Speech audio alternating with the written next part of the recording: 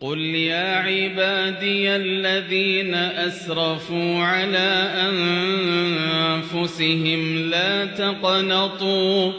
لا تقنطوا من رحمة الله إن الله يغفر الذنوب جميعا إنه هو الغفور الرحيم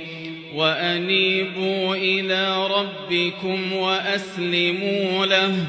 وأسلموا له من